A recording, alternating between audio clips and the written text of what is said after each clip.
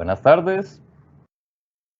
En nombre del SENA Regional Valle, el Centro ASTIM y la Escuela del Empaque del Centro ASTIM, les doy las gracias por aceptar la invitación a estos webinars que hemos ofrecido para la industria de los empaques plásticos.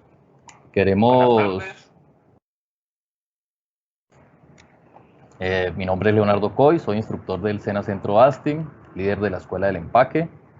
Queremos manifestarles nuestro agradecimiento por la participación, por el tiempo que han sacado para compartir con nosotros.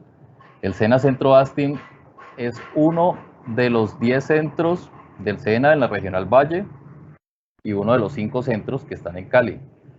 Nuestras tecnologías medulares y lo que trabajamos está relacionado con la transformación de materiales poliméricos, de materiales compuestos, con la matricería, la parte metalmecánica que tiene que ver con la elaboración de moldes y troqueles. Trabajamos química aplicada a la industria y programas de gestión en general, gestión de la producción industrial y programas de gestión integrada de la calidad, medio ambiente, salud y seguridad ocupacional. Queremos compartir con ustedes unas tardes de miércoles.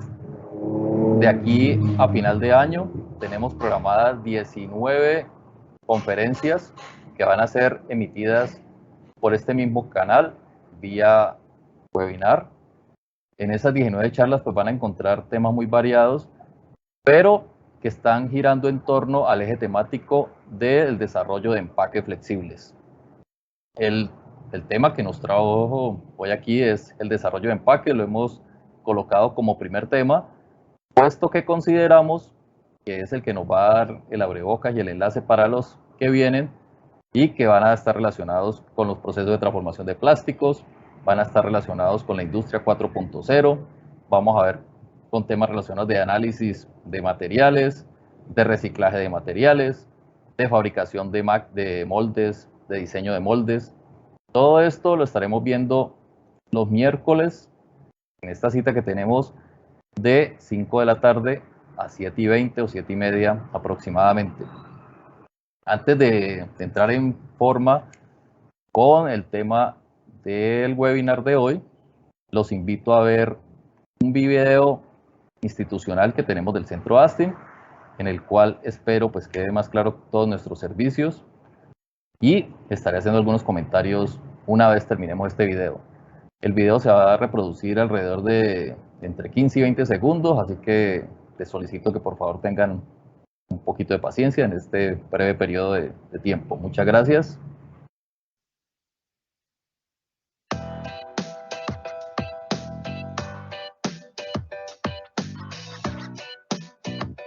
Contribuir en forma activa al desarrollo económico y social de Colombia, apoyando, impulsando y desarrollando el uso de las tecnologías de diseño, materiales y sus procesos de transformación como herramientas de competitividad de su tejido empresarial.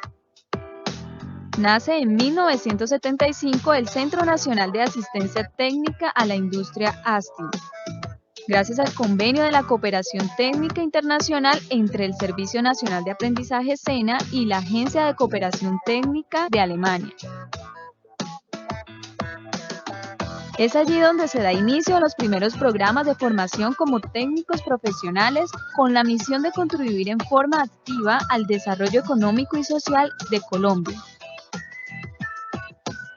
impartiendo formación profesional integral, prestando servicios tecnológicos, articulado con el sistema de innovación, ciencia y tecnología del país. Para cumplir con su misión, el Centro Nacional de Asistencia Técnica a la Industria ASTIM se divide en formación profesional integral,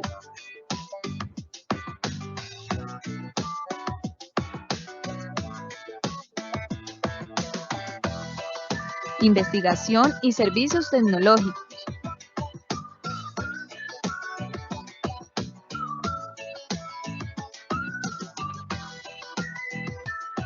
normalización, evaluación y certificación de competencias laborales. Es así como el Centro ASTIM se proyecta para el futuro como un referente para América Latina en el desarrollo e innovación de metodologías para orientar la formación, empaques y productos poliméricos y biopolímeros, útiles a los sistemas productivos del país, dando a ofrecer soluciones tecnológicas e innovadoras, gestionando y socializando conocimiento para todos los colombianos.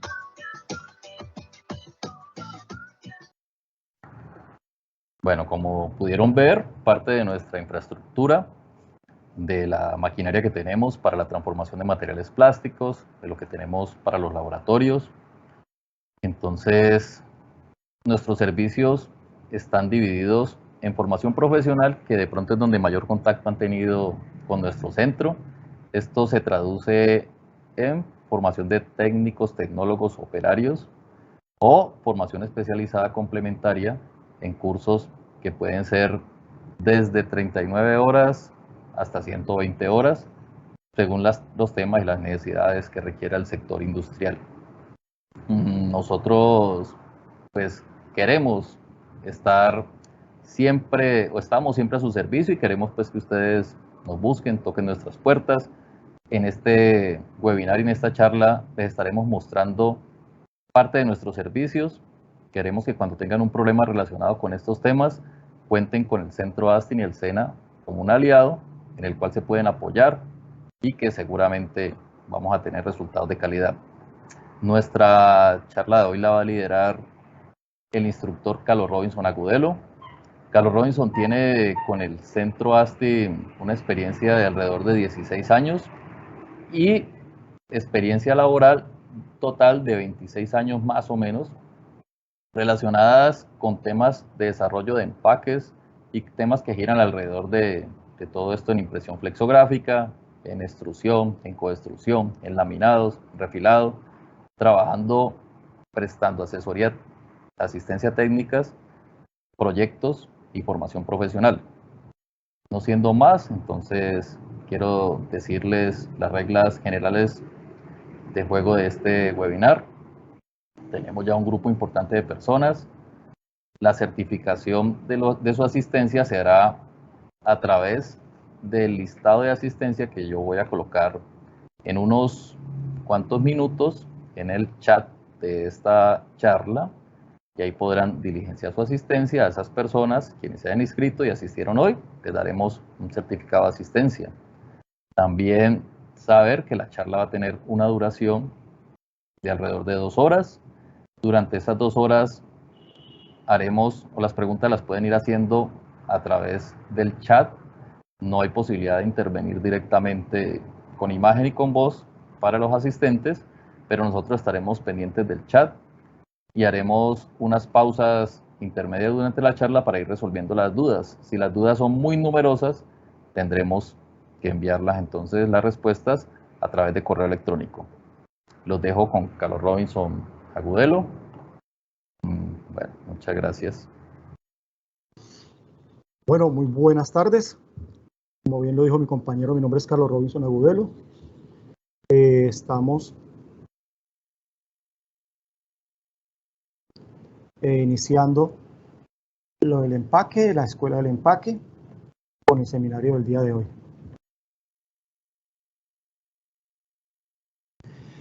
Entonces, vamos a compartir con ustedes nuestro webinar.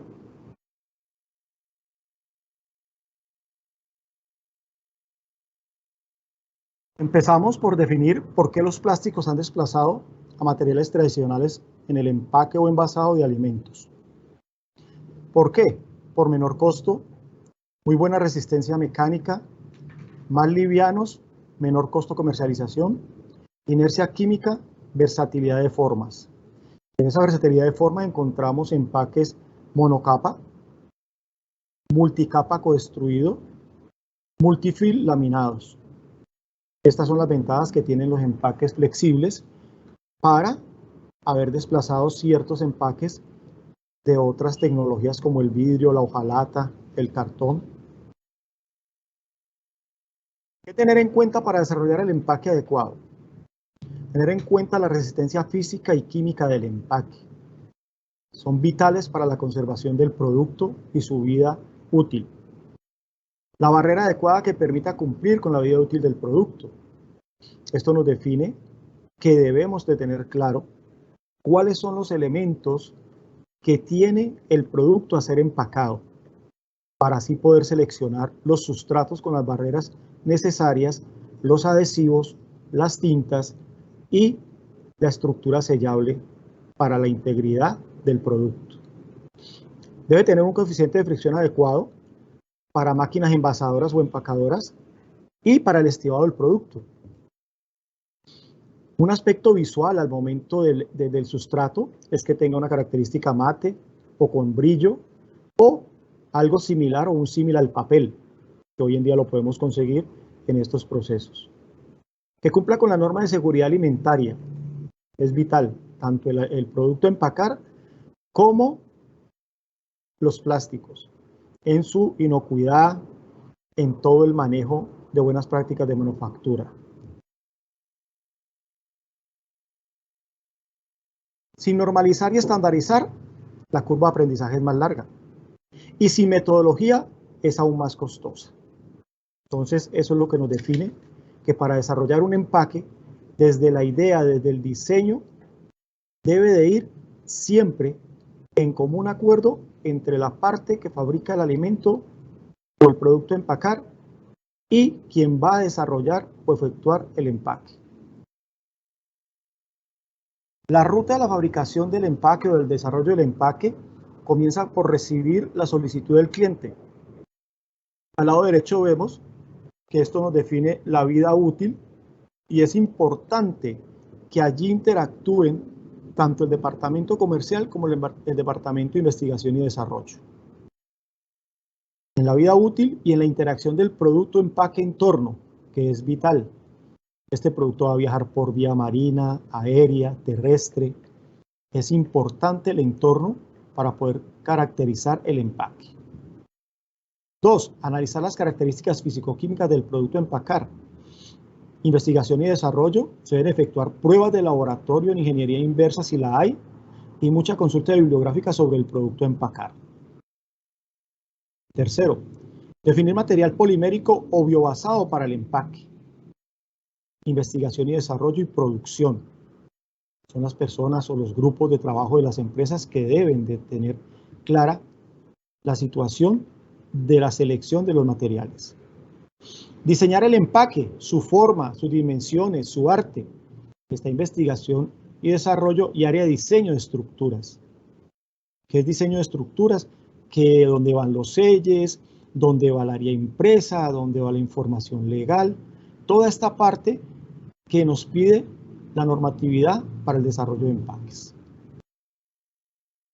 Diseñar moldes y útiles herramientales. Este punto 5 y 6 son importantes, como lo explicó el ingeniero Leonardo Coy. Esto hace parte de los otros webinars que van a ver, tanto de soplado, inyección, laminación, todo donde hay un área de diseño de moldes y herramientales para el trabajo en esos tipos de máquinas que producen empaques rígidos. Fabricar moldes y útiles de herramiental, taller de metalmecánica. Fabricar empaque polimérico o biobasado. Tenemos un taller de transformación de plásticos donde trabajamos procesos de extrusión y coextrusión. Coextrusión a 5 capas.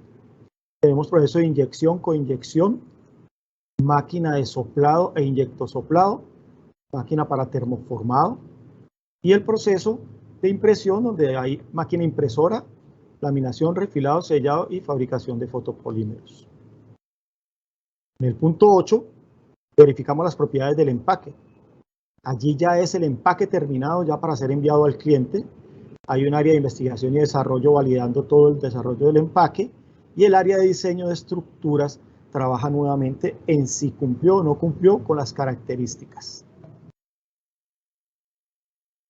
Empezaremos. Primero, recibir la solicitud del cliente. Solicitud del cliente. Para hacer un empaque, comenzamos con lo más importante del empaque y lo que todos queremos, la vida útil. ¿Por qué la vida útil de un empaque de un producto depende del material del envase? Uno de los factores determinantes de la vida útil de un producto es la correcta selección de la barrera de los materiales del empaque flexible. A raíz de que usamos laminaciones y coextrusiones, siempre queremos que este gramaje metro cuadrado o el calibre total de la estructura cumpla con las barreras necesarias, ya que si hiciéramos este empaque solamente en uno de los materiales, tendría que ser un empaque demasiado grueso, estaríamos hablando alrededor de 170 a 180 micras en polietileno. Además, también hay otros factores intrínsecos y extrínsecos del producto que influyen en la vida útil.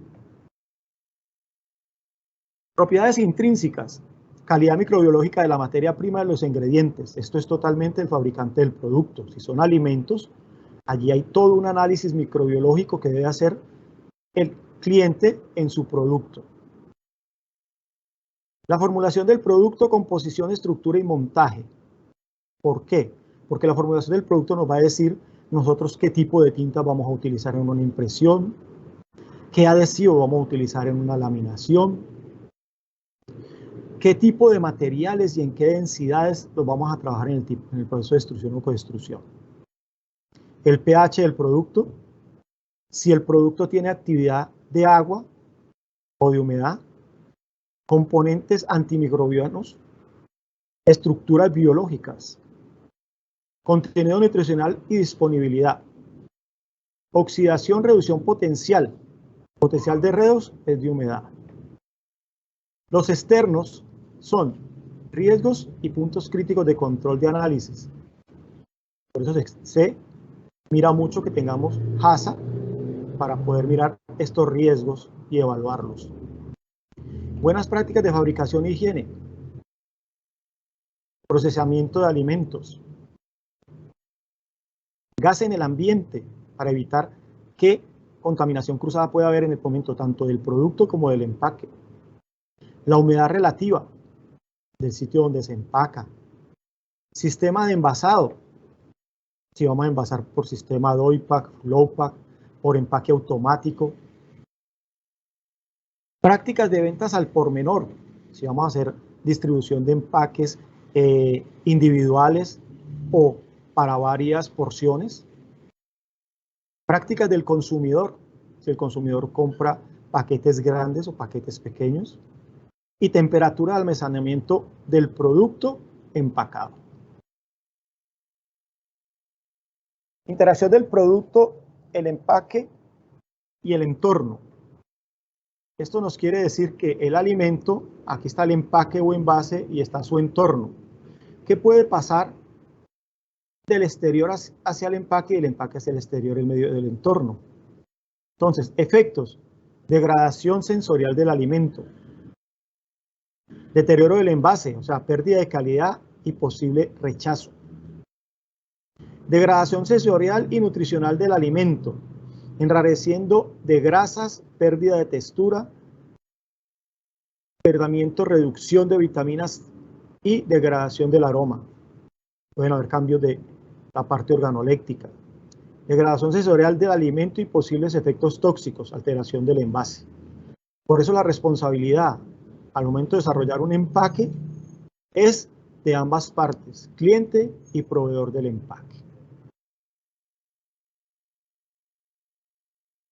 La barrera de un empaque o película se mide principalmente en dos factores. Vapor, transferencia de rata de vapor de agua y rata de transferencia de oxígeno, WVTR y OTR. Ambas nos indican la velocidad con que el vapor de agua o el oxígeno penetra en un empaque. Si bien ninguno es absolutamente impermeable, la estructura de las laminaciones nos brindan y permiten garantizar una vida de anaquel ideal para cada proyecto o producto. Este tipo de equipo lo tenemos en el SENA ASTIN para hacer las pruebas de WVTR y de OTR. Este es el equipo y esto es lo que hace el equipo con el empaque interiormente para hacer la prueba. Vamos al punto 2. Analizar las características físico-químicas del producto a empacar. ¿Qué es el análisis físico-químico? Se trata de un método cuyo objetivo es estudiar las relaciones entre propiedades físicas y composición del sistema para establecer interacciones entre los componentes químicos. Para entender mejor, el análisis químico se encarga de medir diversas propiedades como temperaturas, conductividad, densidad, viscosidad o dureza, con el objetivo de garantizar la calidad alimentaria de tus productos. Ejemplos, en el área de verduras, gracias al análisis de los alimentos establecemos su vida útil, necesario para establecer su caducidad. En el sector de los cárnicos hay realización de análisis microbiológico y vida útil de producto obtenidos en industria cárnica.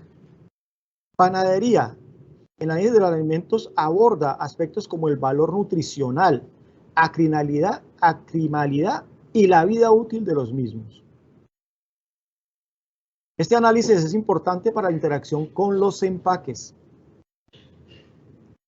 Cada empaque que se hace para cada sector de este ejemplo de diferentes alimentos tiene diferentes pruebas y debe cumplir con las características necesarias para cada producto.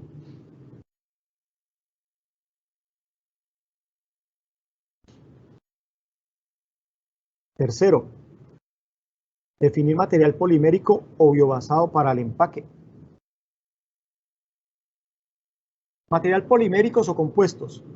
Los polímeros o plásticos son producidos tras un proceso denominado polimerización, que consiste en enlazar mediante enlaces covalentes miles de pequeñas moléculas orgánicas denominadas monómeros o meros.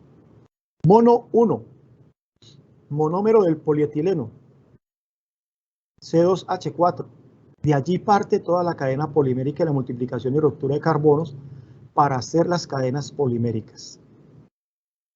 Biobasado es un término que se utiliza para definir aquellos plásticos cuyos monómeros provienen de recursos naturales y no fósiles. Entonces, en el grupo de los biobasados están los materiales que pueden ser biodegradables o no biodegradables.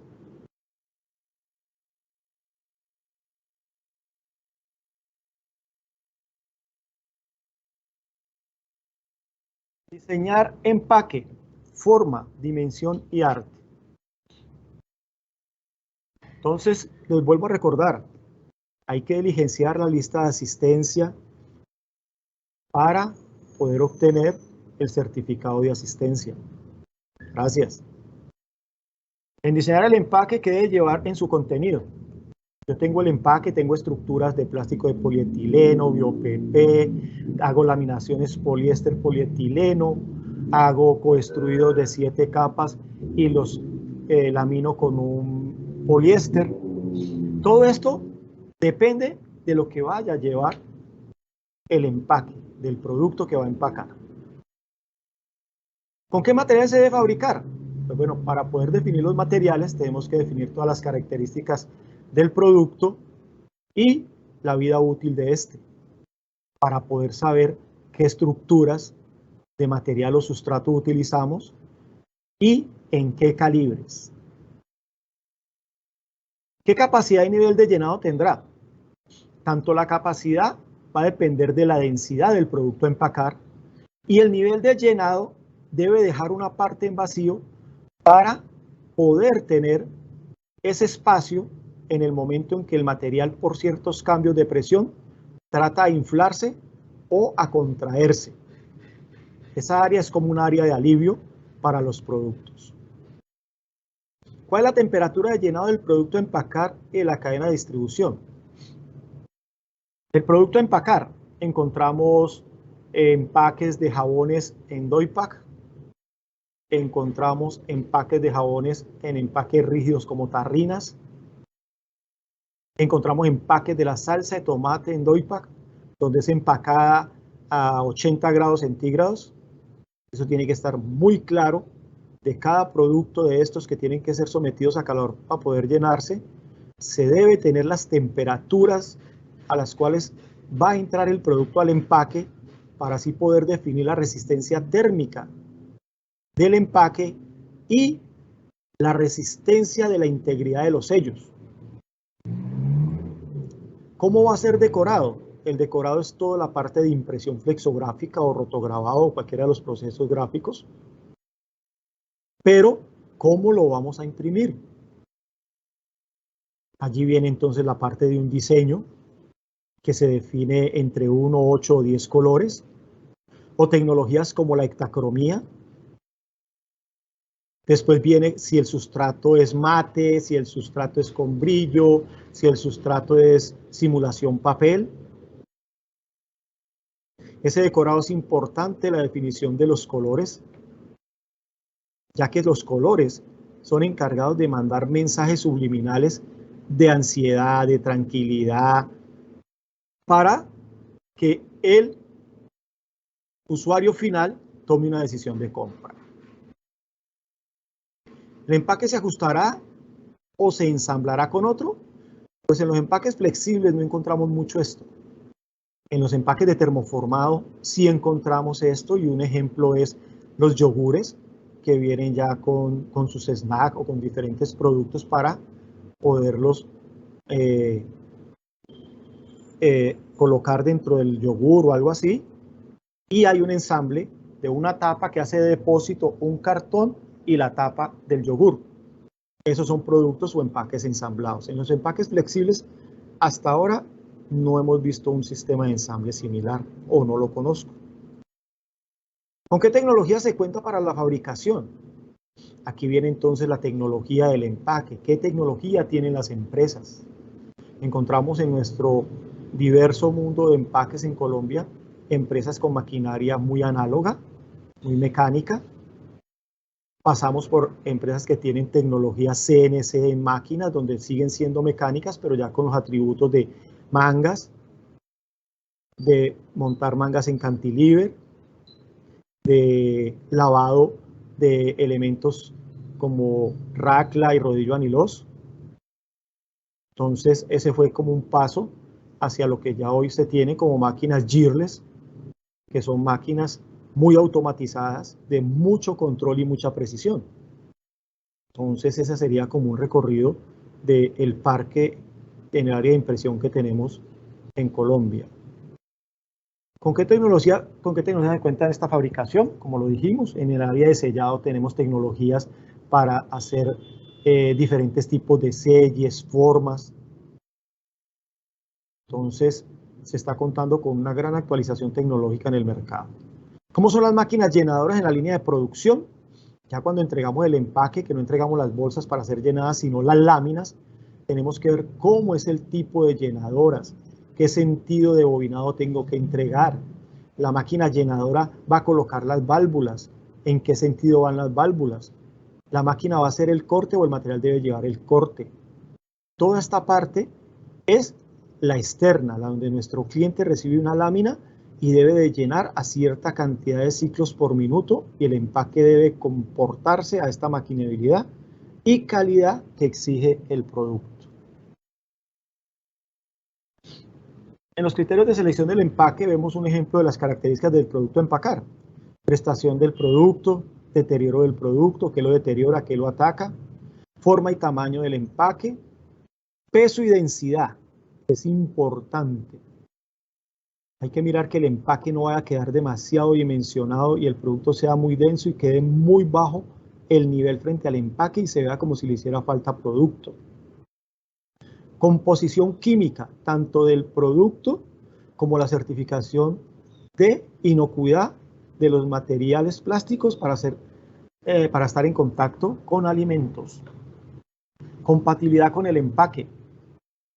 Entonces allí, lo que acabamos de hablar de composición química, nos va a dar la garantía de la compatibilidad entre empaque y producto para que no haya alteraciones organolépticas del producto. Características del material de empaque. El material de empaque debe tener propiedades ópticas buenas, mecánicas y químicas. Las dimensiones deben de ser acorde a un diseño que haga ver esbelto al producto en sus anaqueles. Debe tener un diseño gráfico de alta calidad, que sean colores muy firmes, degradés muy precisos y toda esta parte del diseño para no generar no conformidades por impresión. Características del sellado. Debe ser un sellado íntegro. No debe dejar puntos sin sellar donde queden orificios que nos van a hacer que el producto se contamine. Permeabilidad a gases y aromas, lo vimos en la diapositiva anterior, donde los equipos que existen hoy en día nos van a dar toda esta información sobre la permeabilidad a los gases de los empaques o sustratos utilizados. Peso básico y rendimiento. Entonces es importantísimo porque esto depende del gramaje metro cuadrado de un empaque y el rendimiento es la cantidad de empaques que van a salir por 1 kilo de material. Parte vital en los costos al momento de empacar producto y sumar empaque. Estabilidad de las tintas. Esta debe tener gran estabilidad ante los productos que trae internamente el producto a empacar en la bolsa o en el empaque. Esta estabilidad de las tintas se puede ver amenazada por estabilizantes o por las temperaturas de empacado.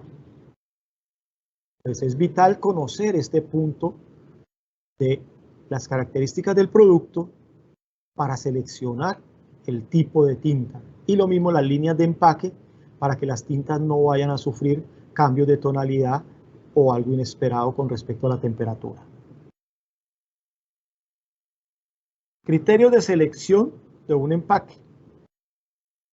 Interacción entre el alimento, el empaque y el medio ambiente. Vimos una diapositiva anterior. Aquí el alimento está en el centro. Interactúa con reacciones químicas, intercambio de olores. Hay migraciones, permeación del alimento. Todo esto lo debe cumplir el empaque en cuanto que su función primordial es proteger el alimento.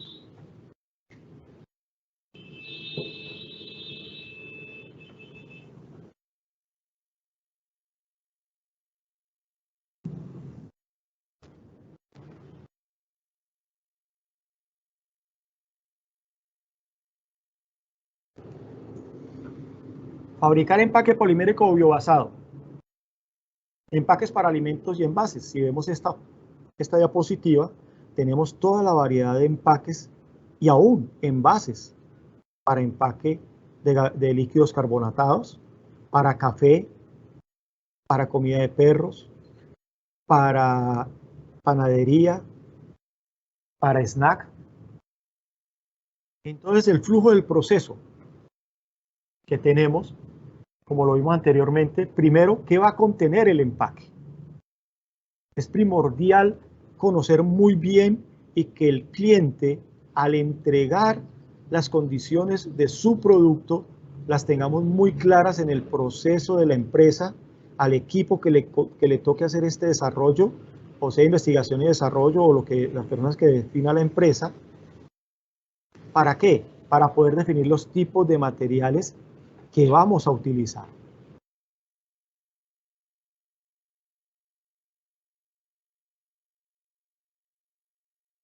Entonces, ya con estos datos de contenido y de tipo de material, se desarrollan las diferentes capacidades de llenado.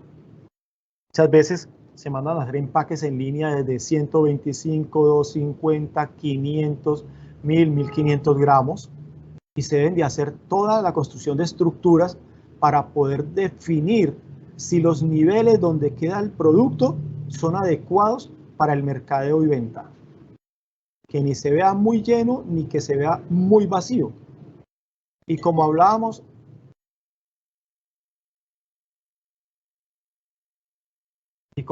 entonces tenemos que hacer ¿qué? Los niveles. Dejar estos espacios sin llenado, que son los que nos permiten los cambios por diferentes presiones o de transporte que puede sufrir y estar expuesto el empaque. Cuarto, la temperatura de llenado. Si vemos esto, un material de salsa de tomate y esta temperatura en caliente es de 85 a 90 grados centígrados, igual que la temperatura de pasteurización del producto. Entonces, esta parte hay que tenerla muy en cuenta. Muchas veces desde la parte comercial a la toma de los pedidos, no se tienen en cuenta este tipo de preguntas. Es muy importante que la persona encargada de atender al cliente en su primer contacto pueda hacer una entrevista muy detallada de todas estas situaciones, porque son datos que muchas veces se omiten y de allí vienen los ¿qué pasó? ¿Me dijeron? ¿No me dijeron? ¿Si era? ¿No era? usted me dijo que era menos, usted me dijo que era más. Entonces es importantísimo las temperaturas de llenado en los productos que se tienen que calentar, como dije ahora, el jabón, la salsa de tomate, las mayonesas, todos estos productos para poder ser colocados en la bolsa Doypack deben de ser expuestos a altas temperaturas, y toda la estructura de sustratos, la estructura de cara sellante para dar hermeticidad en todos estos selles deben de ser muy resistentes a estas temperaturas. El proceso de fabricación de empaques Doypack y Flowpack. Comenzamos con un proceso de extrusión. En un proceso de extrusión donde se hacen las diferentes mezclas que pueden ser monoextruidas o coextruidas.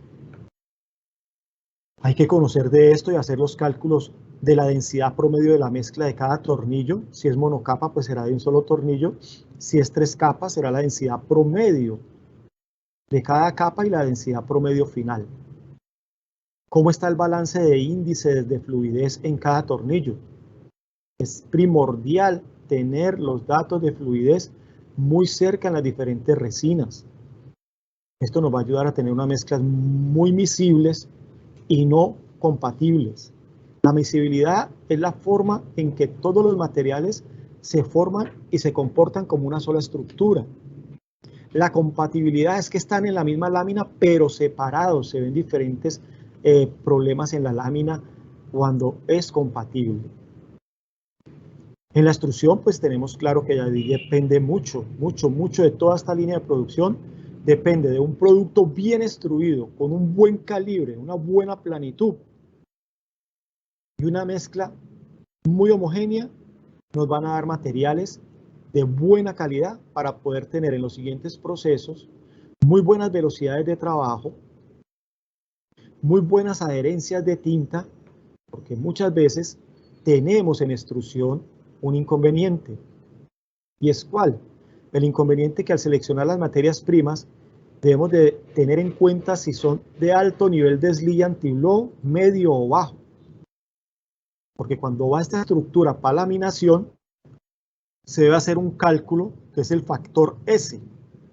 Y ese factor S no es más que multiplicar las partículas por millón de desliz por el calibre en micras. Y esto no debe ser mayor de 35.000 partículas por metro cuadrado. Si no, van a generar mucho riesgo de adherencia de la tinta al sustrato y peor, muy bajas fuerzas de laminación entre el sustrato impreso y el material a laminar. Entonces en extrusión tenemos todo lo que es la densidad promedio, el factor S, el manejo de desviación de calibres y la planitud de material. Pasan estos rollos a un proceso de impresión que puede oscilar entre 1, 8, 10 colores o con tecnología de hectacromía para tener imágenes muy relevantes, muy buenas, muy cercanas a una fotografía de alta resolución.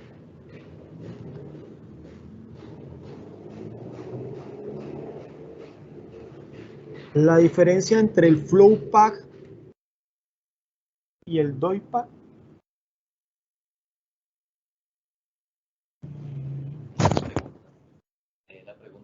Listo, la pregunta por aquí nos preguntan, buenas tardes, una consulta. ¿Cuál es la diferencia entre Flowpack y Doypack? La diferencia entre el Flowpack y el Doypack la vemos aquí. Este es un producto Flowpack tipo almohada. Tiene 3 selles, uno longitudinal y 2 en las partes superiores. Esto es un sistema Flowpack con fuelles. Y pueden llevar zipper como se ve en este. Y un Doypack o stand-up es un empaque que es autosostenible y que simula a todos los empaques rígidos, como el de salsa de tomate que tenemos acá.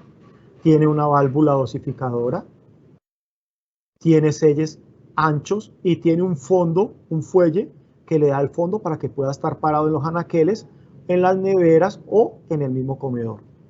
Entonces esa es la diferencia. El uno es un envase y el otro es un empaque de 3 selles tipo almohada. ¿Queda clara la diferencia entre un die pack y un flow pack?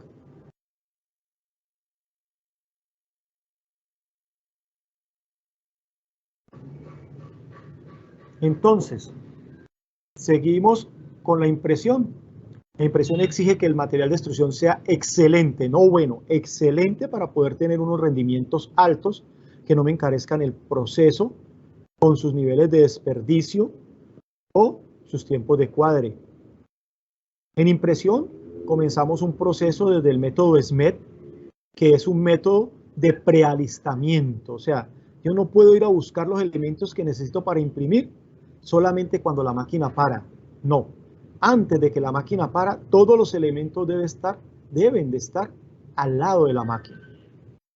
Entonces sería un prealistamiento donde las mangas, montajes estén allí, donde las tintas ya estén lo más cerca de igualadas a la tonalidad que necesito, donde las cintas de montaje juegan un papel importante para poder definir que no hayan bandeos, no haya slur. Tenemos la parte de las mangas, que deben de tener una excelente concentricidad. Los montajes deben de ser demasiado precisos para las máquinas Girless y para todas las máquinas, sean análogas o CNC. Todo este prealistamiento es el éxito de que todo salga muy, pero muy bien en la impresión. La impresión sabemos que es un proceso que agrega valor. Al agregar valor, debe ser un valor alto. El cliente lo vea no como un producto, sino como un excelente servicio. Si el material viene contratado deficiente, vamos a tener problemas tanto en la impresión, si ese material va para laminación y en laminación. El control en extrusión del tratamiento de la tensión superficial es bastante crítico si no se hace. Lo mismo que dijimos de los aditivos, porque estos aditivos como el SLID, cuando vienen con mucha carga en los polímeros, vamos a encontrar que ellos migran. Y muchas veces en la máquina de impresión decimos que el tratado está bajo y resulta que no es el tratado. Es la capa de urocamida o de ceras que hay en la superficie que migró porque el material ya lleva más de 8 o 10 días en el proceso de fila o de cola para ser impreso.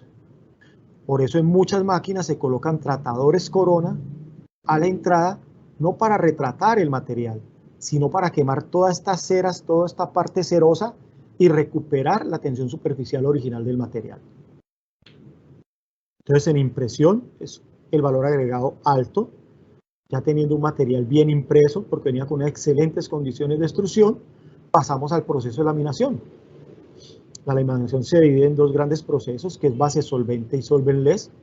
Solventless es libre de solventes. Como podemos ver en este tipo de máquina que es muy comercial, tenemos dos desbobinadores y un bobinador final. Aquí en la parte delantera de la laminación, donde está el adhesivo. Acá es la parte donde sale el otro sustrato para unirse en el nib, y a la parte de atrás es el bobinador de los dos sustratos. Entonces esto es una bilaminación en una máquina solventless y allí es determinante el peso base. Entonces peso base de adhesivo sobre peso base de tinta debe ser mayor a 1. ¿Qué quiere decir esto? Que siempre el adhesivo debe cubrir toda la cantidad de gramaje metro cuadrado de tinta. Y hacer el control de calidad rollo a rollo si el gramaje metro cuadrado de adhesivo está siendo el estipulado en la orden de producción. Si el material viene con tratado deficiente, se van a presentar al momento de hacer control de calidad después de curado, bajas fuerzas de laminación. Entonces, el control es vital en cada proceso. Asegurar que se hicieron las cosas bien desde el principio. El producto laminado, cuando es rechazado en el proceso o cuando es rechazado por nuestros clientes, es un producto que no sirve ya para nada más. Antes lo vendíamos a ciertas personas que lo necesitaban para hacer pultrusión o para hacer madera plástica y todo esto. Ya no. Ya tienen tanto que ya no lo reciben, entonces hay que hacer disposición de él por incineración y tiene su costo. Tiene un alto costo la disposición de este material. Viene el proceso de refilado. Ya cuando el material es laminado, entonces hay que darle la forma para el refilado. Aquí tenemos que ver algo de productividad. Nosotros todo lo tenemos que basar de destrucción, los rollos madre o los rollos que salen de allá grandes, de cuántos kilos y cuántos metros deben de salir para que sean impresos uno a uno, laminados uno a uno y refilados en múltiplos de esos metros para que salgan los rollos precisos, sin tantas pegas, para el cliente final. También los refilamos porque vienen en 2, 3 pistas a lo ancho y tenemos que refilarlos individual para poderlos pasar a un sellado. No se van a despachar para que sean envasados en máquinas automáticas, sino que hay que entregar bolsas. Entonces de aquí tienen que ir refilados con todas las medidas bien precisas para que al momento que entren a la máquina selladora se puedan confeccionar los diferentes sellos. Doypack, Flowpack, 3 sellos, pouch. 3 sellos se le llama pouch, que es para empaque al vacío. Entonces, si vemos este proceso de nuestras plantas, desde el inicio, desde que se recibe la solicitud del cliente para una cotización, hasta que entregamos el producto, y lo que decíamos, debemos de conocer muy bien los sistemas de llenado del cliente. Este es un sistema de llenado de un Doypack con zipper, donde va pasando, hay unas uñas que lo abren, cae el producto y después hay adelante cómo cerrar el zipper y sellar la parte superior. Si estos datos no los trae el comercial o no hay comunicación entre investigación y desarrollo y el cliente, podemos tener inconvenientes de devolución o que las uñas no lo cogen bien o que se cae de las uñas. Uñas se le llama a estas partes que fijan la bolsa en el momento del llenado. Esto es una cadena constante, va y vuelve, abre, suelta y vuelve a coger aquí adelante el otro empaque. Entonces, si vemos en conjunto, hacer el diseño de la estructura, hacer los cálculos de barrera, hacer toda esta parte, se debe ver reflejada, estuvo bien al momento de efectuar los procesos de fabricación del empaque.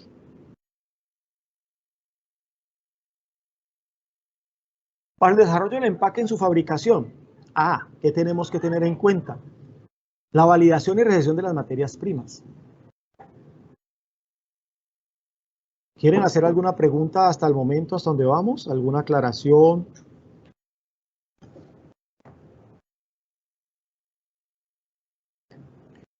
La urocamida tiene un tiempo de aplicación. ¿Cuál es el correcto proceso de aplicación de la urocamida? La urocamida es un producto que viene en las materias primas cuando se compra. Cuando compramos materias primas, seleccionamos unas fichas técnicas que nos van a decir qué nivel de urocamida trae el material. Entonces podemos hablar de bajo, de medio, de alto y de nada. El problema hoy en día es que las fichas técnicas no me dicen a mí cuál es el rango de urocamida en bajo. 150, 250 partículas por 1.000.000 de urocamida. Eso hay que preguntarlo. Hay que escribirle al proveedor de materias primas y decirles, requiero saber el low o bajo, el medium, el high de urocamida o el none o nada. Debo saber cuántas partículas por millón trae para hacer mis cálculos de factor S para cuando los materiales van laminados. Tenemos muchos problemas cuando usamos un material de alto slip para un empaque automático, fue mal calculado y su factor S pasó de las 50.000 unidades de slip y comienza ahí mismo en los procesos de refilado a correrse. Y al cliente, la empacadora automática, también se le corre. Entonces, esto hay que tenerlo muy en cuenta desde la compra, desde el diseño de estructuras, saber cómo definimos esto. El otro inconveniente es cuando le vamos a echar un slip, porque el material no tiene la suficiente carga, no tengo más material en el momento y tengo que completar la carga que necesito. Ahí se compra material, desvía a los diferentes proveedores de aditivos, nos lo venden en forma de master batch, pero hay que saber la parte activa que tiene la pepa.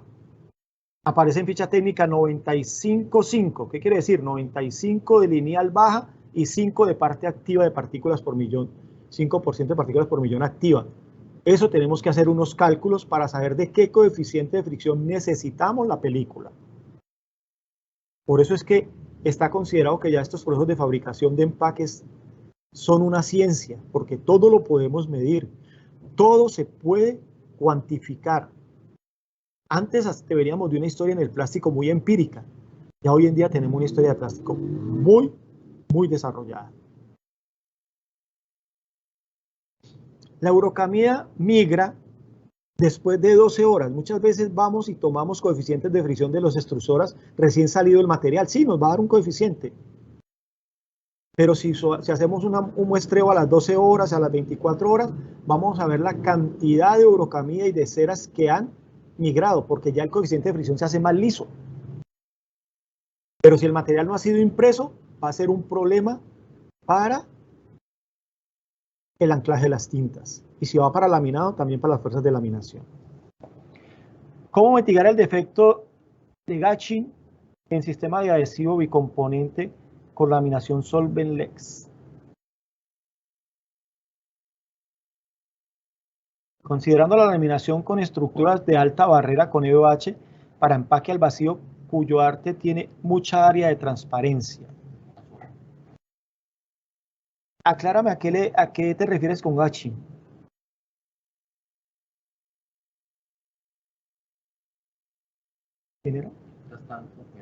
Mientras tanto vamos a contestar qué hacer cuando las fichas técnicas ocultan el porcentaje de slip. Hace muchos años, no es que seamos viejos, las canas son de adorno, teníamos fichas técnicas que decían todo.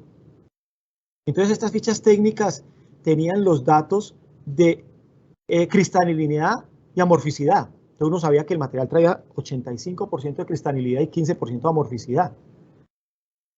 Entonces, eso era un dato. Traía cuántas partículas por millón traía de slip, la concentración y el antiblock. No sé, creo que porque ya en este momento las redes se volvieron algo gratuito y se volvieron algo de libre consulta, muchas empresas petroquímicas prefieren que les hagamos la consulta directamente y les estemos diciendo y pidiendo esta información. Ellos no la ocultan para nada. Usted le hace la solicitud. Es más, por fichas positivas, cuando vamos a validar la inocuidad de los materiales para fabricación para alimentos, tenemos que hacer unas listas positivas. Allí ellos nos deben dar los valores para saber nosotros si sí o si no. Entonces, es una obligación del proveedor del material de la petroquímica ofrecer esta información. Existen páginas como Prospector, la usamos mucho en el SENA. Ella, cuando usted la accede gratuitamente, va a encontrar unos datos, otros se los tapa, pero cuando pagas la inscripción, sí te deja ver todo completo, parte de aditivos, parte de lo de SLI, antiblock, todo lo que necesites se consigue en Prospector.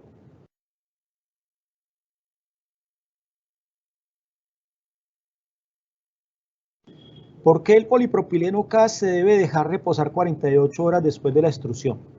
Para que se dé la migración adecuada de aditivos y luego se debe enviar a imprimir puesto y errado. El polipropileno CAS, todo un misterio. El polipropileno CAS sale de un labio, de un molde plano, entra un agua entre 6 a 8 grados, tiene un choque térmico, pasa por el chill roll, sale, se seca y este material al salir de la máquina se debe dejar que entre en un reposo para que libere tensiones. Con esa liberación de tensiones, el material es apto para su impresión. La parte de los aditivos es normal, sea polietileno o sea polipropileno, va a migrar después de las 12 horas. Va a migrar. Entonces, más que todo es para que el polipropileno, y si nos pasamos de esas 48 horas, el material comienza otro proceso ya de compactarse y ese material va a comenzar a coger un color amarilloso y después un color verdoso. Y cuando se va a desenrollar, parece que fuera una cinta. Entonces el CAS tiene sus sus procedimientos para fabricarse y muy cumplido con los procesos en estos. Nosotros tuvimos una muy buena experiencia en una empresa aquí en Cali, tuvimos la oportunidad de elaborar, donde sacábamos polietileno CAS y polipropileno CAS. Y teníamos que hacer todos estos procedimientos muy al pie de la letra para tener un buen material impreso y con unas buenas propiedades al final del producto. Entonces, para el desarrollo del empaque en su fabricación, decimos que la recesión de materia prima, proceso de extrusión, proceso de impresión flexográfica, laminado, refilado y sellado, lo que vimos anteriormente en el gráfico del proceso. Entonces vamos a verlo. Nosotros tenemos una recesión de materias primas de resinas. Se impresiona el empaque, referencia a lote y peso. Nosotros ¿qué miramos? Que el lote que va en el lomo coincida con lo que dice el BL de la importación del material o de la factura. Que sea el mismo lote, que sea el mismo código interno, todo esto. Es más, la información que trae en el lomo también se la podemos solicitar al cliente. Todos estos números y letras, todo este código alfanumérico, ¿qué significa? Es el caso de Propilco o Esencia hoy en día, que tiene unos códigos en los laterales, pero nosotros ya lo sabemos identificar porque ellos nos lo han explicado y lo han publicado. Que yo tengo un 08R25DB, ¿qué es? Entonces sabemos que el 08 es el índice de fluidez, la R es random, ¿no es cierto? El 25 es un código interno de ellos para inventario de este material, y el DB son los tipos de aditivo que trae el polipropileno. Asimismo sería para los diferentes proveedores, pero todo hay que consultarlo y solicitar la información a la petroquímica. Entonces nosotros verificamos contra documentos, comparamos que el material o la pepa tenga su granulometría pareja. Uno de los problemas es que a veces llegan unos lotes con unos pellets muy homogéneos, otras veces llegan muy heterogéneos, una parte muy pequeña y una parte muy grande que parecen balines, y eso va a causar inconveniente en la extrusión. Se compara la resina con el estándar, color y apariencia. Entonces, a veces tenemos que, la muestra que tenemos del lote anterior es muy clarita y la que viene es muy opaca. Entonces, ahí tenemos que mirar por qué. Y los valores de estos materiales se hacen con la medición del índice de fluidez. Es importante, es un equipo de MFI, de índice de fluidez, pero si nosotros compramos este equipo o vamos a mandar a hacer pruebas de materia prima solo para verificar que sí traiga el índice de fluidez, pues sí, sirve, pero no es el mayor objetivo. El mayor objetivo de la medición del índice de fluidez es poder medir el índice de fluidez de la mezcla total. Así como calculé la densidad promedio total de una mezcla, debo saber el índice de fluidez total que tiene esa mezcla. Esta prueba determina el índice de fluidez de la resina, lo que permite tener valores exactos que nos permitan optimizar la configuración del equipo de extrusión, generando ahorros, disminuyendo desperdicio y energía y aumentando velocidades. Es un equipo muy importante a la hora de realizar homologaciones de resinas. Así como lo dice, que una empresa necesite tener un equipo de estos, hombre, si tiene la oportunidad, bien.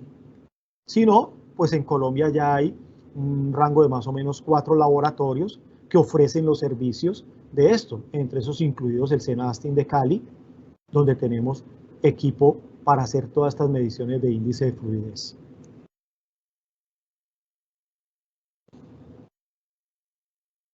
¿Hay alguna pregunta sobre esta diapositiva? Pero hay una continuación. Dime. A ver si me alcanzan a leer los objetivos. Fenómeno de gassing, burbuja de aire o fluido en el laminado. Entonces, acaba de leerla completa.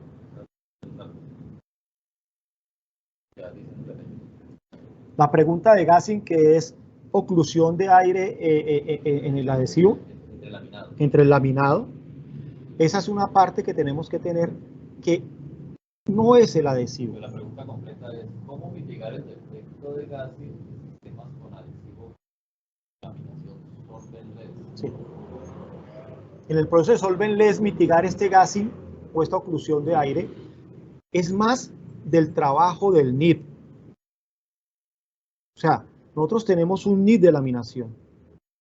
Lo otro, de la parte y planitud de la película. Vamos a hablar de términos no muy técnicos que conocemos en el proceso de laminación. El material viene descompensado, viene con descuelgue, trae orejas de perro. No sé si los conocerán los dichos, pero se encuentra uno con materiales que su planitud no es la mejor. Cuando entra a coger el adhesivo y a irse con el otro material, atrapan aire y no es bien sacado por el nib. El nib es la última oportunidad de salir de todas esas burbujas del proceso. Por eso muchas veces hay que estar muy pendiente del rodillo de caucho en el nib, de su dureza chorá, porque estamos hablando de que allí trabajamos en calor y los cauchos o las siliconas muchas veces se van endureciendo, más de lo debido, o sea, ya no aplanchan, ya no comprimen para sacar ese gasio. Ya, si yo hago mi proceso, lo llevo a curado, lo veo bien y después aparecen estas burbujas, hay que hacer un análisis del gramaje metro cuadrado de aplicación de adhesivo. Espero que haya resuelto en algo tu pregunta.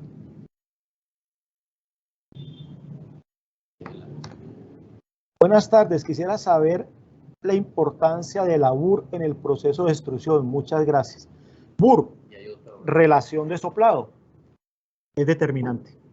Todos los que fabricamos en extrusión y hablamos del BUR, si es desde la parte técnica, BUR, relación de soplado, es importantísima. Si yo voy a sacar un material para laminación, yo uso una relación de soplado entre 1,4 y 1,7. ¿Por qué? Porque necesito que el material no trate a termoencogerse. Si lo saco con relación de 2,5, 3,2, el material va a tener al momento de pasar por el nib, tratar de termocontraerse. Entonces, es muy importante. La relación de soplado, su cálculo es 0,637 por el ancho del molde, por el ancho que voy a producir dividido en el molde. Pero es importante para definir las propiedades de resistencia del material. Es una de las variables que se tienen en cuenta. Espero el comentario o si no, nos escribes y te damos una mejor respuesta o te compartimos algún archivo que puedas tener allí.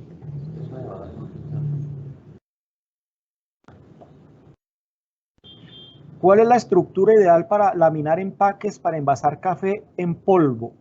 Liofilizado, aplicación flow pack, estructura con PET metalizado o estructura con foil de aluminio. Ahí sí, jaque mate. Bueno, vamos a ver. Cuando son productos que van para exportación, tienen condiciones de que debe de ser en aluminio y deben de llevar una válvula desgasificadora. Cuando son cafés que vamos a distribuir cerca, aquí en Sudamérica, no van a tener que pasar el Mediterráneo, no van a tener que viajar mucho, se permiten las estructuras con metalizados. ¿Qué viene el problema entre el metalizado, sea poliéster, biopepés, porque cualquier material se puede metalizar, y un aluminio? Pues que el aluminio va a tener una gran hermeticidad y barrera a todo, luces, a lo que quiera, mientras el producto esté sin maniobrar. Al momento en que yo lo coloco en un anaquel y la persona llega y lo coge y lo mueve y lo maniobra, el aluminio se llena de pinhole, de pequeñas microfisuras, las cuales van generando un deterioro de la barrera. Mientras que los materiales que están metalizados se exponen a esta maniobra, a este uso, no se van a llenar de pinhole. Hoy en día, en mi experiencia, existen materiales metalizados que alcanzan una opacidad, una densidad óptica de 2,5, 2,8. ¿Qué quiere decir esto?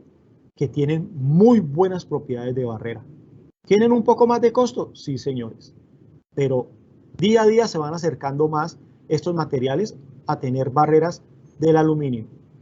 Entonces allí ya hay que ver la característica de costo, ¿no?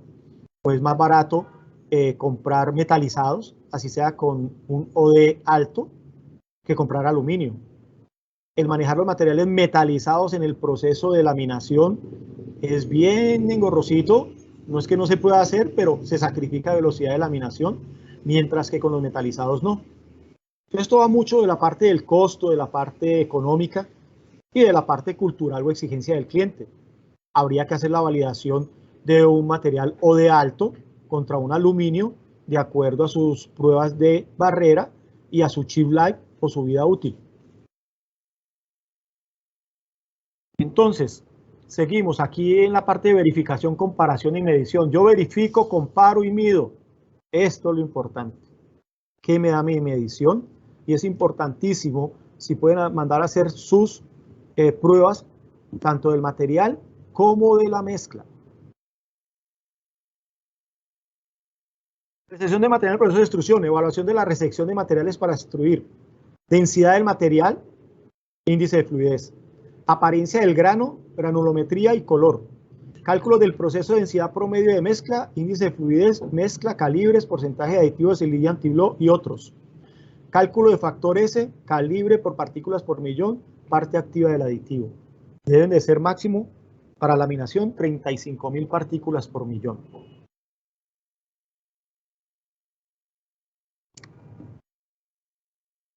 Recepción de materias primas para impresión en tintas. Verificación. Se inspecciona el empaque, etiqueta, color, línea, lote y viscosidad.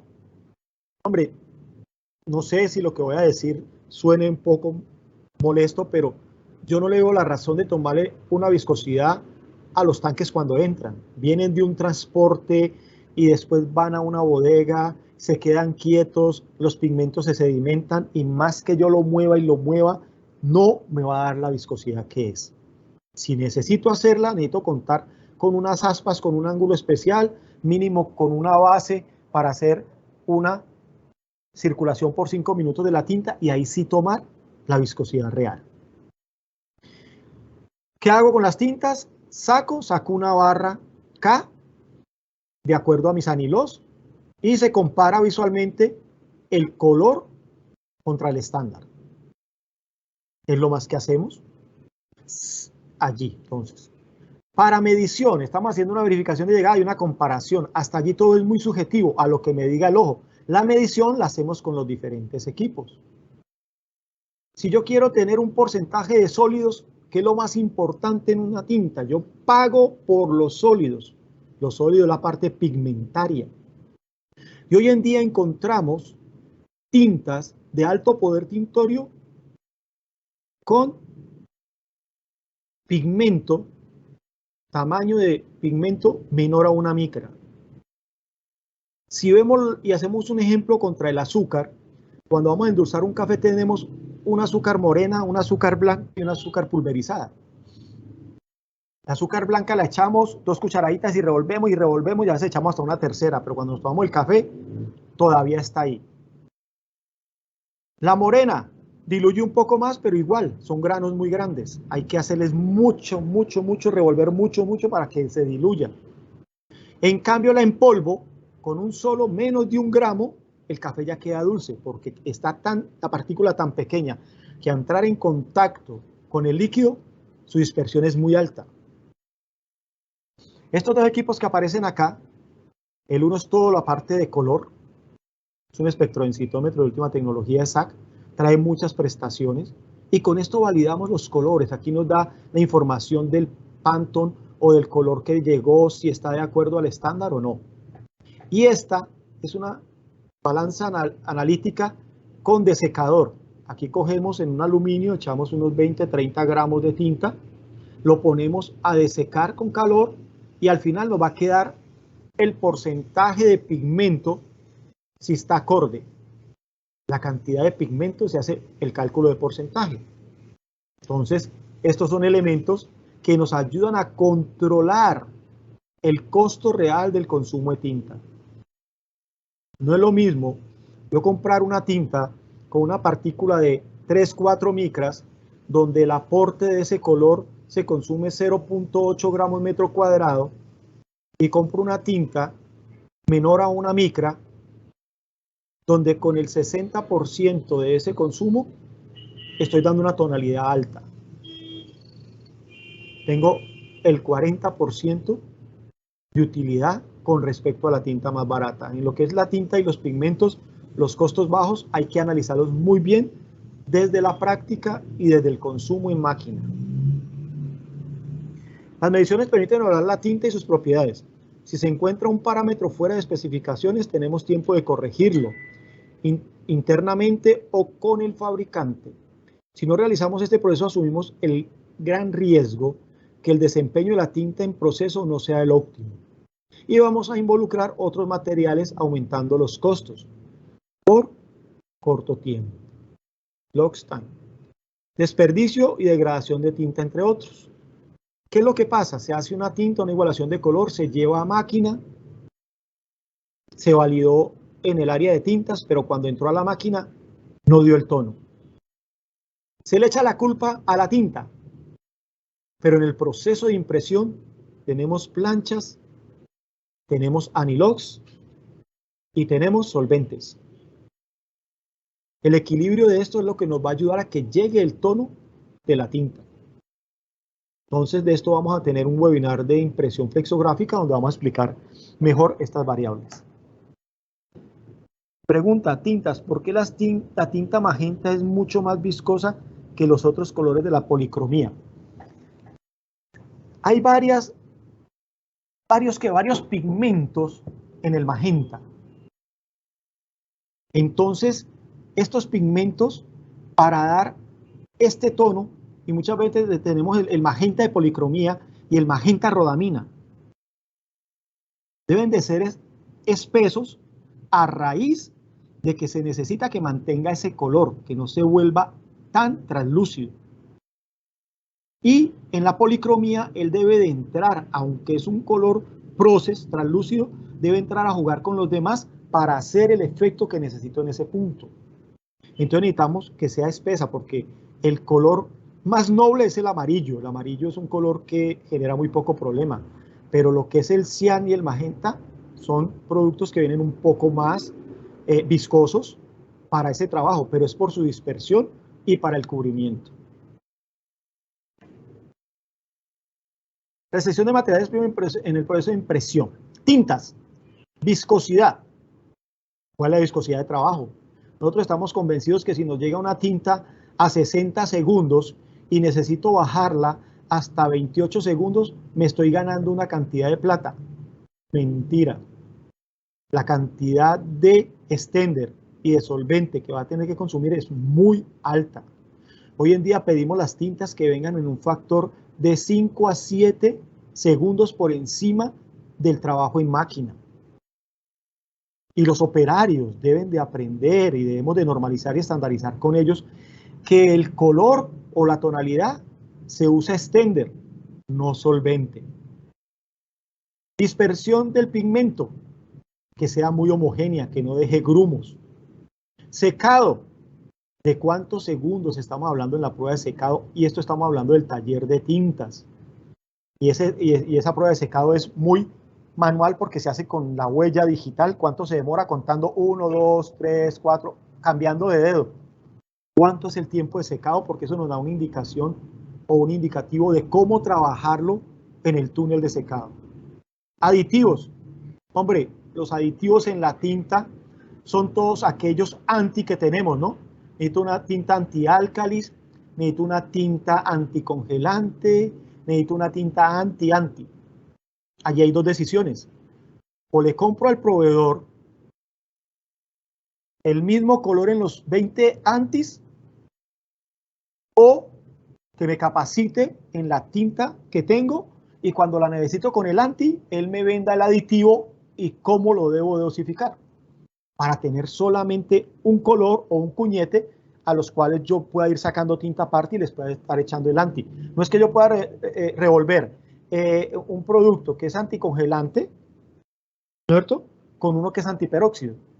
No. Pero sí no me puedo llenar, porque el peor problema que hay en el proceso de impresión es tener una bodega llena de cuñetes con más colores que el propio Pantone. Entonces, esa parte sí es difícil. Laminado. Tenemos que tener en cuenta la relación de mezcla al adhesivo. Hace un rato lo dije. El peso base de adhesivo sobre el peso base de tinta debe ser mayor a 1. ¿Por qué? Porque cuando queda 1 a 1 está cubriendo la tinta a ras. Tiene que estar un poco por encima del gramaje metro cuadrado de la tinta para que haya cubrimiento total y evitar defectos de laminación y fuerzas de laminación. Refilado y sellado. Cuidar el desperdicio, definir peso o metros por rollo madre, lo dijimos anteriormente de extrusión, y que sean impresos 1 a 1, garantizando así el múltiplo de rollos en rollos refilados o en cantidad de bolsas selladas. ¿Qué es lo que ve uno en muchas plantas? Que uno llega y bajan un rollo de 150 kilos, el otro rollo lo bajan de 60, el otro de 90, y esa disparidad genera demasiadas pegas y demasiadas subidas y bajadas de rollo. Tenemos que hacer algo que se llama normalizar. La normalización es crear el método de trabajo y la estandarización es la repetitividad de que nuestros trabajos siempre salgan iguales. Porque en el proceso de impresión tenemos un inconveniente. El primer pedido sale hermoso, sale sin defectos, pero cuando vamos a montar el segundo, aparece ¿qué? Un desregistro donde no lo había. ¿Y por qué hay desregistro ahora en el magenta si mire que la primera muestra no lo tuvo? Usted tiene una máquina de 8 colores, tiene 8 mangas. Debería de marcarlas, si es desarrollo 40, 41 hasta 48, y hacer una ficha técnica donde siempre el color magenta se monte en la misma manga. Y si es un rodillo, se monte el mismo rodillo portacliché con el mismo piñón. Porque si no, las posibilidades de que hayan errores en cada pedido, multiplique 8 planchas por 8 anilos, por 8 cintas, y multiplique y se da cuenta que la probabilidad de error es muy alta. Tenemos que minimizar con estandarización, con normalización y estandarización los procesos. Los acuerdos de calidad. Hombre, eso se hacía hace años mucho. Trabajábamos la norma 105D, Militar Standard. Sacábamos los lotes, cómo se iba a muestrear el cliente, cómo lo hacíamos en planta. Negociábamos las desviaciones por atributos o por variables. Se generaba todo un cuadernillo y ese era nuestra Biblia para cualquier no conformidad. Este es nuestro negocio, así lo hicimos, toleramos esto y esto.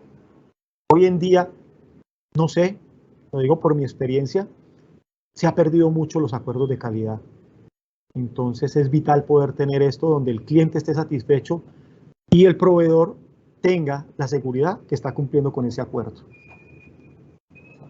En proceso de extrusión, la famosa energía superficial, tensión superficial o tratado Corona. Verificamos con un marcador de dinas. Verificamos. Comparamos con diferentes líquidos. Entonces, si esto es 40 dinas, tengo el de 40, el rojito aquí con el hisopo es de 38, entonces no reticuló. No porque esto quede azul del totazo quiere decir que está muy bien tratado. Puede estar exageradamente tratado. Entonces, con este método se verifica el lado tratado de una película flexible con la utilización de marcador. ¿Qué pasa con el marcador? Eso tiene urocamida y sellosolve. Eso se va a evaporar si lo dejo abierto mucho tiempo. Y segundo, si la película está sucia o ya tiene migraciones de eurocamida, se le va a pegar a esta parte de la punta del marcador y ya no va a ser exacto. En mi experiencia es más confiable trabajar preparando las dinas con formamida, sellosolve y pigmento y utilizando los hisopos o los copitos para hacer la prueba. Y verifico, comparo y la medición. Hoy en día existe un equipo de medición para la tensión superficial. Permite medir una película en toda su extensión identificando el nivel de energía superficial con exactitud. También permite medir toda la superficie en contacto con el líquido y la película después de estar impreso. Aplica normativa STM, software para interpretación de datos y análisis. Entonces, esto va a que son equipos que nos permiten hoy en día ver cómo está la reticulación de la burbuja y nos da la información en cada parte de la película. Los demás son métodos subjetivos para determinar cara tratada. No es exacto su resultado en DINAS, por cuanto varios factores afectan el resultado: el hisopo, la humedad relativa, presión de aplicación, vida útil de la solución de DINAS. Pero bueno, con eso no queremos decir que tenemos que ir a comprar este equipo. Con esto nos hemos defendido por muchos años y hemos sacado muy buenas producciones. Pregunta: ¿cuáles son los tiempos de curado típicos recomendados para laminados de alta barrera? Los laminados de alta barrera son de alto performance de adhesivos. El tiempo de curado va a depender de la resistencia química de los materiales del adhesivo según el producto a empacar. Demos un ejemplo de la salsa de tomate. La salsa de tomate trae unos elementos en su fabricación para su conservación. Hay un elemento de estos que si se sube solamente el 0.5% para darle más vida útil, va a delaminar la película. El tiempo de curado para materiales para resistencia química y de alta temperatura está por encima de los 7 días. ¿Qué hemos hecho en Colombia? Réplica de algo que se vio en Europa, las famosas cavas de curado, que es donde se colocan en una habitación, en una bodega, se coloca un sistema de calefacción y extracción de recirculación de aire caliente a 38 grados y se logra disminuir por ahí un 30 o 40% de los tiempos de curado. Hay empresas grandes del país que ya lo tienen, lo hacen. La segunda es la del Padre Nuestro, la bendición, y eso cura en el camión, porque siempre los materiales lastimosamente los necesitamos para ayer, no para hoy. Es mi experiencia. Entonces, los tiempos de curado, los mismos proveedores nos van a decir cuáles son los tiempos recomendados de ellos de curado para cada material. En esto influye la humedad relativa, temperaturas de planta, toda esa parte que no controlamos. Entonces, ahí los tiempos sí es mejor definirlos o en su planta. Si tienes cómo hacer pruebas de fuerza de laminación, uno a las 24, cuando saca el material es una prueba de laminación, a las 24, 48, 72 y 96 horas va haciendo y ella misma le va diciendo si ha curado o no, o si lleva la curva de curada necesaria para ya poder pasar a un siguiente proceso que puede ser un doblado, porque ya llevarlo a sellado no creo. Tenemos que cumplir los tiempos de resistencia térmica.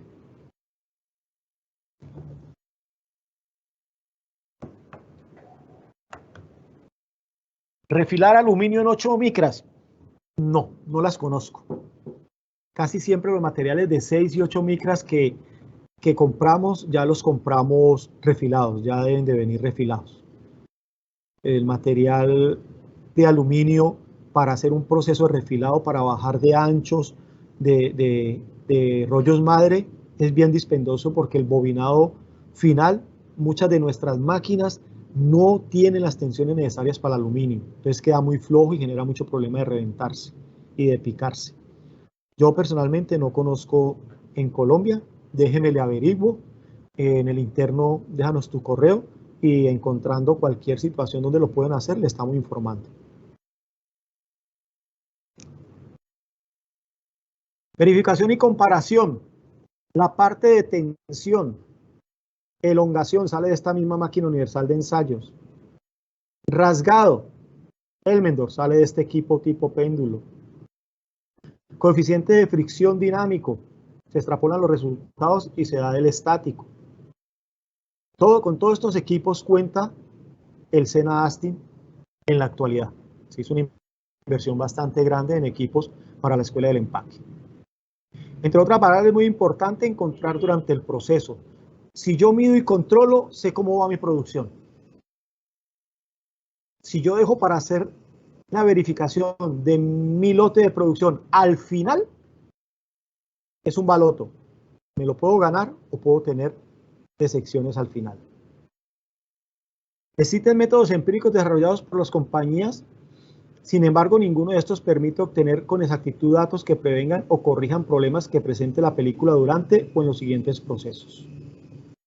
Con estos equipos de medición se determina la resistencia de la película, el software muestra la curva de resistencia del empaque, La ventaja de utilizar este método son los resultados obtenidos que ayudan a identificar el comportamiento de algunas estructuras para evaluar materiales, condiciones de proceso, desempeño y toma de decisiones. Es vital el control, control, control. Es una filosofía que nos han dado en la parte de calidad y a veces no la tenemos en cuenta y con cualquier pestañeo se pone en riesgo un lote de producción. Proceso de impresión, control del color, verificación, una muestra que quedó de la primera rodada firmada versus la comparación contra lo que está saliendo. Todo es visual.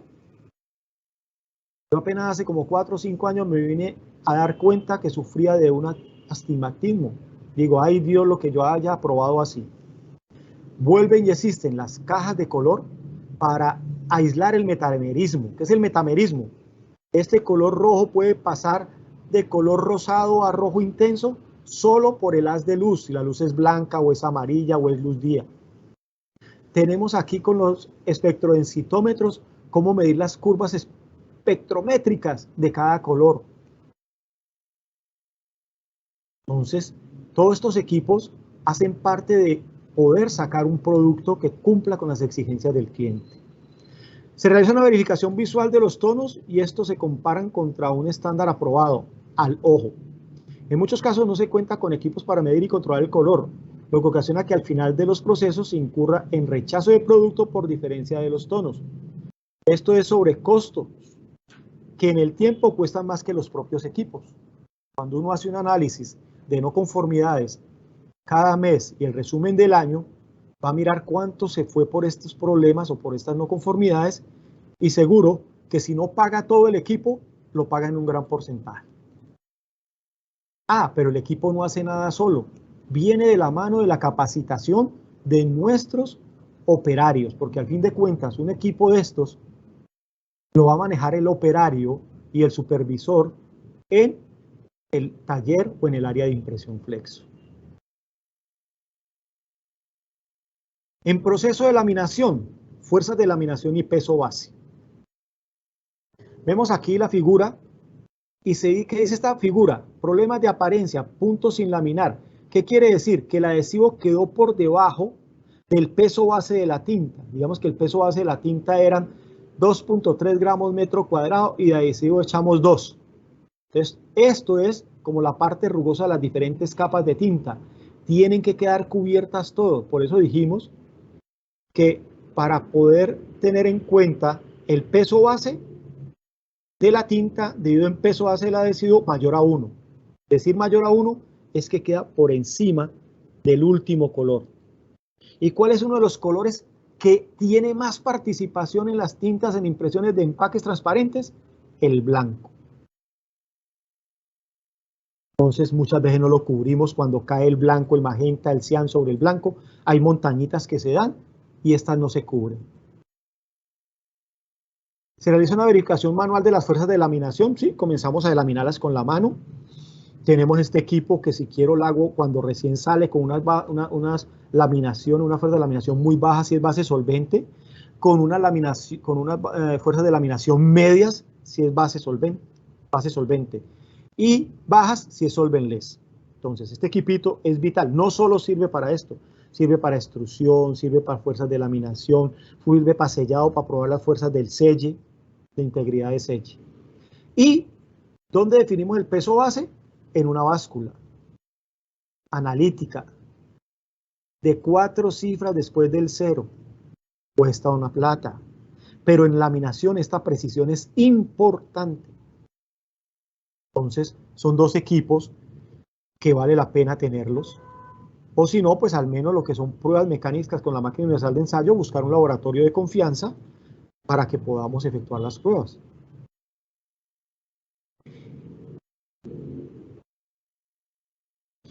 Entonces, esto es nuestra realidad. Sabemos y debemos buscar proveedores de servicios de laboratorio para poder tener controlados nuestros procesos. Producto terminado. En producto terminado muchas veces hacemos la verificación en la planta del cliente, vamos 2 o 3 personas y miramos cómo sale de la envasadora y le hacemos una presión a ver si está ya el selle. Comparación entre una bolsa y la otra.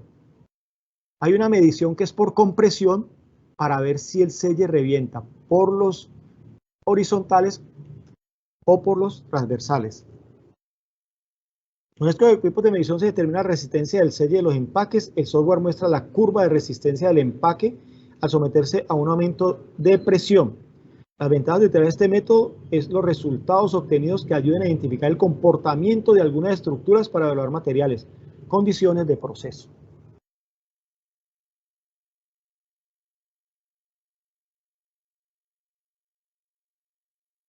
Y llegamos a la verificación de las propiedades del empaque. Aquí ya el empaque está hecho, ya se va a ir para despacho. Entonces hacemos unas pruebas de presión en una cámara de vacío para mirar integridades de selle, para mirar toda esta parte y poder despachar el lote, mirar resistencia de los selles en doypack, flowpack o selle lateral o 3 selles. Se corta una probeta donde está el selle y se hace la fuerza que tiene este selle. ¿Cuántos kilogramos fuerza newton resiste? Entonces, ¿qué decíamos ahora? La extrusión, la impresión, laminación, el corte o refile y la confección. Este ciclo, que es la verificación del desarrollo del empaque, debe tener un excelente control en cada paso que tiene. ¿Hay alguna pregunta hasta esta parte?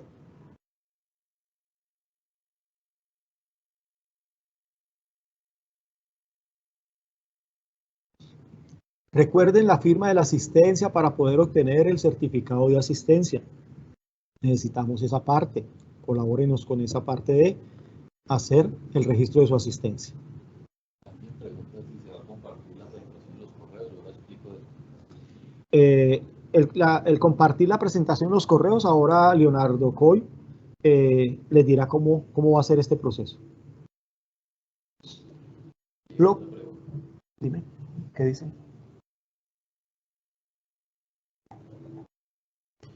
¿Cuál es el tipo, grado de aluminio más recomendable para empaques laminados, bolsas de robustas, de té en polvo, para obtener cierta flexibilidad y que no luzca tan rígido y quebradizo ante la manipulación? Difícil porque es que los materiales de aluminio se obtienen por calandrado, con aceite, y esto va pasando la calandra, así como hacen el pan, que van pasando la lámina de la masa hasta que queda delgaditica, o la pizza, y allí llegan a estos calibres. Cuando son calibres altos, la robustez es difícil de simularla, que sea un aluminio más flexible o menos flexible. Los foil de aluminio ya vienen con sus características primordiales. Lo que sí es que yo puedo obtener poliésteres más gruesos o BioPPs más gruesos con un OD alto. No sé qué te estén exigiendo en barrera a la luz, en barrera de WTR o OTR, pero sí se logra tener un empaque que se ve fuerte, pero tiene flexibilidad. Entonces, en mi experiencia nos ha tocado voltear hacia traer o conseguir poliésteres un poco más gruesos, de 12 micras, que es lo que hay en el mercado, prácticamente lo hemos estandarizado, pero si se averiguan con los proveedores de poliéster, existen poliésteres un poco más gruesos que nos dan esas ventajas. En aluminio lo veo difícil. Lo que no se mide, no se controla. Lo que no se controla, no se optimiza, ni mejora, y resulta en devoluciones o desperdicios. Estos son pérdidas. Lastimosamente, cualquier descuido en el control conlleva a devoluciones o a descuentos altos con los clientes para poder que acepten el producto.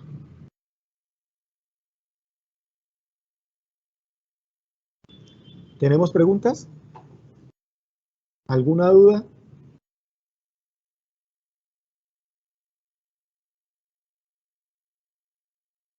Estamos atentos a sus preguntas. Aquellas que no alcancemos a responder las estaremos respondiendo por correo. Y cuenten que en Elastin tienen a sus mejores aliados en la parte de desarrollo de empaque, en las pruebas de laboratorio, en una máquina CONIS que tenemos de 5 capas para hacer pruebas allí de materiales barreras hasta 5 capas. Entonces, la invitación queda abierta en cualquier momento que quieran acceder a esta información. Gracias. Gracias a Carlos Robinson por la presentación y buenas tardes nuevamente. Tenemos pues todavía un buen número de personas, creo que no se han inscrito, me han preguntado varias veces por la inscripción. Un minuto. ¿Me escuchas? ¿Se escucha? Listo. Me han preguntado por la inscripción, el formulario está publicado en el chat. El enlace para el formulario está publicado en el chat para los que falten. ¿Por qué es importante inscribirse? En el formulario de inscripción le van a preguntar nombre, documento de identidad, correo electrónico. A ese correo electrónico de las personas que asistieron hoy les vamos a enviar pues varias informaciones. Una tiene que ver con el enlace donde podrán descargar la grabación de esta charla. Esta grabación estará disponible durante una semana. Suelen ser muy pesadas, entonces la vamos a compartir en un drive y les vamos a compartir pues el enlace para ese drive para quienes estén interesados. El próximo miércoles pues tendremos otra charla de estas y ahí iremos cambiando de grabación. Entonces eso será compartido en los correos de ustedes. Igualmente les vamos a enviar un enlace unas direcciones, unos correos de contacto. La idea es que el Centro Astin, lo que pudieron ver, tiene múltiples servicios para ofrecerles. Nosotros no somos una entidad con ánimo de lucro. Esta es una entidad del gobierno en la cual los servicios en su gran mayoría son gratuitos. Algunos servicios por ley se permite que se cobren y son algunos servicios tecnológicos. Voy a compartirles aquí una presentación para que puedan ver un esquema muy general de lo que nosotros tenemos para ofrecerles. Los servicios que ofrece el SENA son el primero y el más conocido, lo de la formación profesional. Nosotros tenemos, ya les mencioné, cursos largos y cursos cortos. Y en lo que se habló hoy de desarrollo de empaques, ahí se conjugan una gran cantidad de tecnologías de las cuales manejamos nosotros, ¿no? Nosotros manejamos desde el diseño conceptual, que va a estar en paralelo con todo el análisis de materiales que se requieren para un empaque, materiales poliméricos o materiales biopoliméricos, biobasados. Analizamos todo esto para ir desarrollando de una vez el concepto del empaque. Luego pasamos a un área con la cual cuenta el SENA de diseño de útiles. Cuando hablamos de útiles es de, bien sea moldes de inyección, moldes de soplado, cabezales de extrusión, el herramiental que se necesita para poder transformar, construir esos moldes, si es de termoformado, pues también el molde de termoformado. Tenemos un área metalmecánica en la cual podemos fabricar estas piezas diseñadas, los moldes de los cuales vengo hablando. Tenemos un área de producción ya de polímeros en las cuales pues hay una infraestructura importante que va desde si son flexibles, empaques flexibles, pues tenemos películas, extrusión de película, monocapa ecodestruida, tenemos impresión flexográfica, tenemos laminados, sellados, también tenemos inyección y soplados si estamos hablando de empaques rígidos o semirrígidos. Tenemos el proceso de inyección soplado, tenemos inyección de multicomponentes. En esto que les estoy mencionando, ¿por qué lo menciono? Porque tiene que ver con cada uno de estos aspectos. Miren, todas esas tecnologías que trabajamos cuentan con cursos largos, a los cuales le llamamos así, que son los de técnicos o tecnólogos, cursos que tienen duración de 15 meses, 27 meses, o cursos cortos que podemos ofrecerlos desde 4 horas hasta 39 horas, son eventos en los cuales se certifica la asistencia, y de 40 horas hasta 120 horas, que son cursos en los cuales certificamos la participación y aprobación. Pero también ofrecemos en cada uno de los aspectos que mencioné que tienen que ver con un empaque, ofrecemos asistencia técnica, es decir, el empresario tiene un problema puntual, voy a llamarlo así, tiene un dolor y el dolor es inminente y no da espera, viene, pues hace la consulta. Si tenemos el profesional que sabemos que maneja ese tema, pues va y visita y presenta una propuesta de solución. También tenemos fabricaciones especiales cuando el empresario está diseñando un molde que no es común y que de pronto en la calle no está encontrando la respuesta que necesita. Tenemos ese tipo de fabricaciones desde el punto de vista metalmecánico. Tenemos laboratorios de pruebas y ensayos.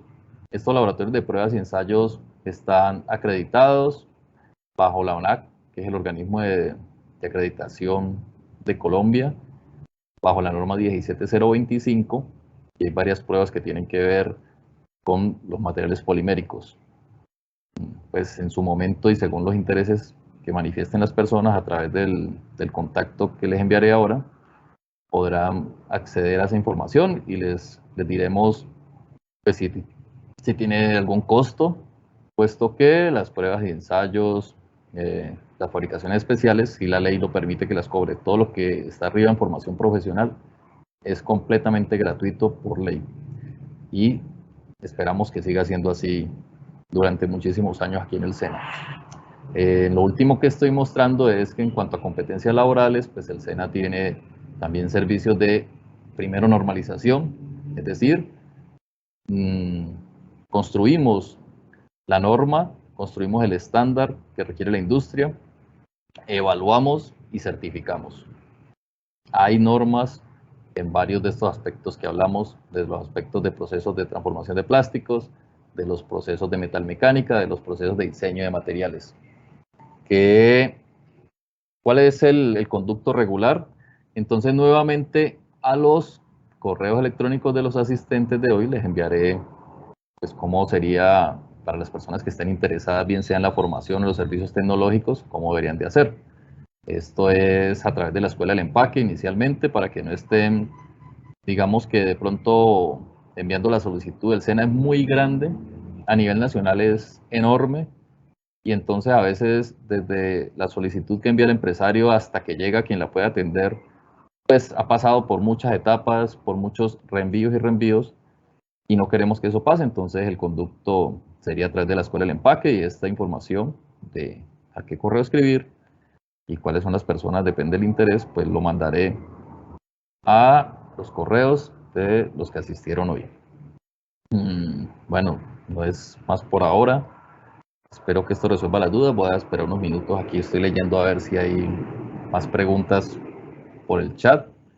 Nuestras citas será entonces los miércoles, y queremos, para nosotros se ha convertido en algo, una política institucional, los miércoles estar emitiendo estos webinars y estar en contacto con el sector empresarial. Tenemos un abanico de posibilidades importante en estos webinars. Son 19 en total. El último está programado para el 1 de diciembre. Hasta ahora las inscripciones que ustedes realizaron pues estaban para los 12 primeros. Ya tenemos una segunda etapa definida de los 7 últimos, de todos estos temas que hemos venido hablando. Voy a revisar rápidamente a ver si hay más solicitudes aquí en el chat. Bueno, ya hay una pregunta para Carlos Robinson, ya la colocamos. Y dice, ¿en qué enlace se accede a la grabación? Pues creo que ya les contesté. Yo lo voy a mandar a los correos.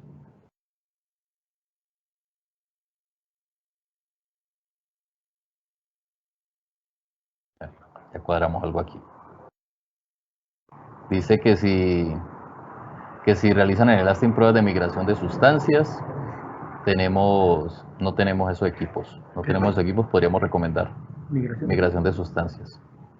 Intal de Medellín. Alguien preguntó si podría tener ese material. Solamente vamos a tener disponible los videos.